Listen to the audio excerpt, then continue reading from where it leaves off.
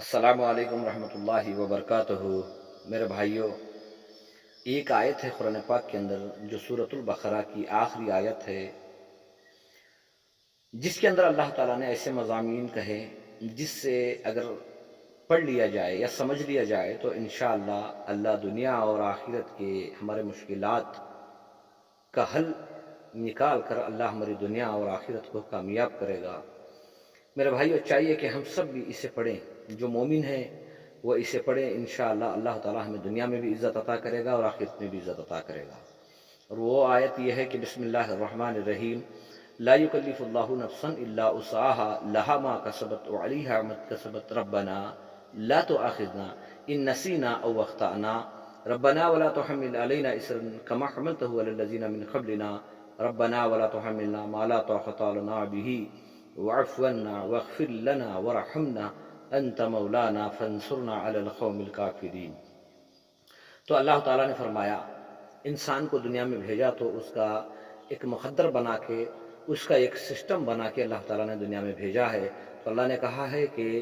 لا یکلف اللہ نفسا الا وسعها، ہم کسی کو اس کی طاقت سے زیادہ بوجھ نہیں دیتے، چاہے وہ دنیا کے معاملے میں ہو، یا وہ بیماری ہو، یا وہ نقصان ہو، یا وہ نفع ہو، یا وہ خوشی ہو، یا وہ غم ہو، اتنا ہی دیں گے جتنا وہ برداشت کرنے کی طاقت رکھتا ہے۔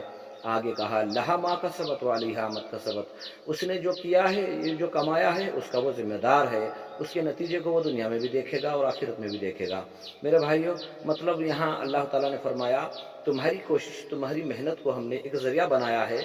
جو تم کوشش کرو گے دنیا کے اعتبار سے ہو یا آخرت کے اعتبار سے ہو، اس کے نتیجے تمہیں دنیا میں بھی دکھائیں گے، اور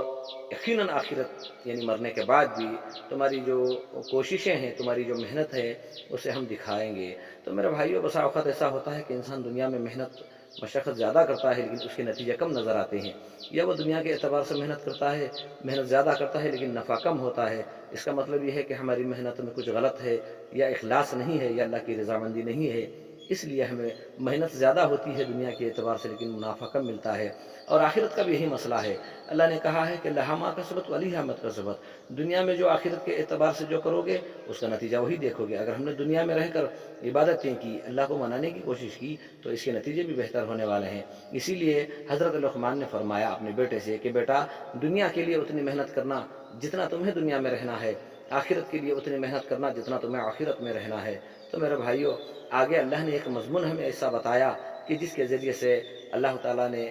ہمیں سکھایا کہ تم دنیا بھی آسان کر سکتے ہو، آخرت کو بھی آسان کر سکتے ہو۔ کہا ربنا لا تؤاخذنا ان نسینا واخطانا، اے رب ہمارے، ہماری خطاؤں پہ، ہماری بھول پہ ہمیں نہ پکڑنا، کیونکہ انسان ہمیشہ خطا میں یا بھول جاتا ہے، یا خطا کر بیٹھتا ہے، یا جان بوجھ کر کوئی غلطی کر بیٹھتا ہے۔ تو ہمیں اللہ سے یہ گزارش کرنا چاہیے کہ اے رب ہماری خطاؤں پہ ہمیں نہ پکڑنا۔ اور آگے کہا ربنا ولا تحمل علینا اسرا كما حملته على الذين من قبلنا، اے رب ہم پر وہ بوجھ بھی نہ ڈال جو ہم سے پہلے لوگوں پر ڈالا تھا، یعنی ہمارے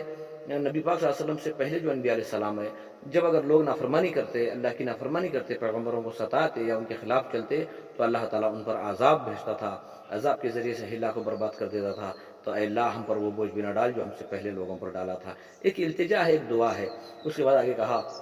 ربنا ولا تحملنا ما لا طاقة لنا به، اے رب ہم پر وہ بوجھ بھی نہ ڈال جسے ہم اٹھا نہ سکیں، جسے ہم برداشت کر نہ سکیں۔ اے اللہ ہم پر وہ بوجھ بھی نہ ڈال جو ہم اٹھا نہ سکیں۔ تو یا بیماری ہو، یا نقصان ہو، یا جو کچھ بھی ہو، اللہ سے التجا کریں گے کہ یا اللہ ہماری حیثیت کے موافق اے الہ العالمین ہماری مدد فرما۔ تو وَاعْفُ عَنَّا وَاغْفِرْ لَنَا وَارْحَمْنَا أَنْتَ مَوْلَانَا فَانصُرْنَا عَلَى الْقَوْمِ الْكَافِرِينَ، اے رب ہمیں معاف کر دے، اے اللہ ہماری مغفرت کر دے، ہم پر رحم فرما، انت مولانا، تو ہی تو ہمارا مولا اور مالک ہے، اے اللہ تو ہی تو ہمارا مالک ہے۔ مولا کریم، کافروں کی قوم پہ ہمیں غلبہ عطا فرمانا۔ ہر مومن بھائی سے میں یہ گزارش کرتا ہوں میرے بھائیوں، اگر ہر مومن اپنی جگہ بیٹھ کر یہ دعا کرے گا، اللہ دعا کی برکت سے، اس کے فضل و کرم سے ہمیں فتح کرے گا، ہماری دنیا اور آخرت کو کامیاب کرے گا، ہمیں ذلت اور رسوائی سے بچائے گا۔ اللہ ہم سب کو بھی دین کی صحیح سمجھ عطا فرمائے۔ میرے بھائیوں، سیکھنے کی کوشش کرو، بہت پیاری آیت ہے، سورہ بقرہ کی آخری آیت ہے۔ اگر سیکھنے میں تکلیف ہو رہی ہے تو موبائل میں لوڈ کر کے